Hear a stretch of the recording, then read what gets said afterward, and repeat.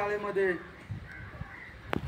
सर्व शिक्षक वृंद, आमचे सर्व मार्गदर्शक शिक्षक वेळोवेळी महापुरुषांचे शाळेमध्ये जयंती असू द्या, पुण्यतिथी असू द्या, असे विविध उपक्रम या ठिकाणी चांगल्या प्रकारे साजरे करतात।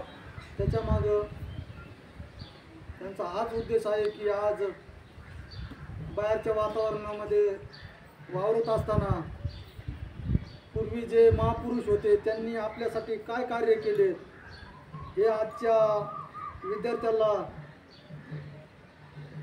म्हणजे विसरत चाललेले आहेत।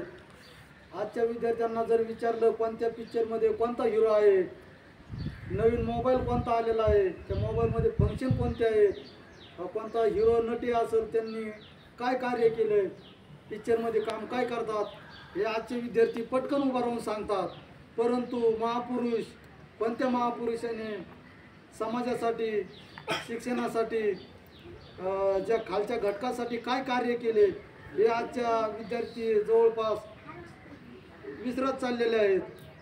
त्याच्यामुळे ह्या त्यांच्या जयंतीच्या माध्यमातून मुलांमध्ये त्यांची ऊर्जा निर्माण व्हावं, त्यांचं कार्य पुढं कसं चालू ठेवावं हे अनेक विद्यार्थी करत आहेत आणि इथून पुढच्या काळामध्ये विद्यार्थ्यांनी त्यांचे विचार जाणून घेतले पाहिजे महापुरुषांचे।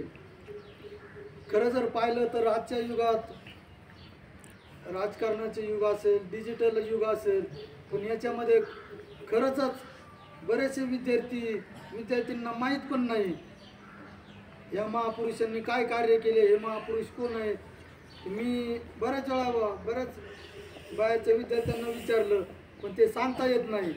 परंतु आपल्या गावातील जे आदर्श शिक्षक वर्ग आहेत हे खऱ्या अर्थाने हे महापुरुषांची जयंत्या पुण्यतिथ्या साजऱ्या करून त्यांचे विचार गावातील ग्रामीण भागातील विद्यार्थ्यांना माहिती होण्यासाठी असे उपक्रम या ठिकाणी घेतले जातात।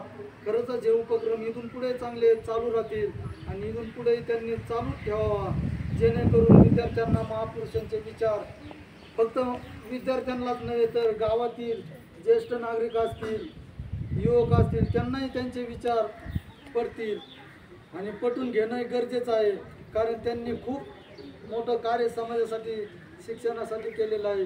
म्हणून या ठिकाणी या सर्व शिक्षक वृंदांचं मी सर्व ग्रामस्थांच्या वतीने या ठिकाणी अभिनंदन करतो आणि आमच्यासोबत आमचे सहकारी गाडे सर हेही या ठिकाणी उपस्थित आहे बालवाडीचे, त्यांचं या ठिकाणी मी स्वागत करतो आणि आम्हाला या ठिकाणी बोलवलं, आमचा छोटासा सन्मान केला।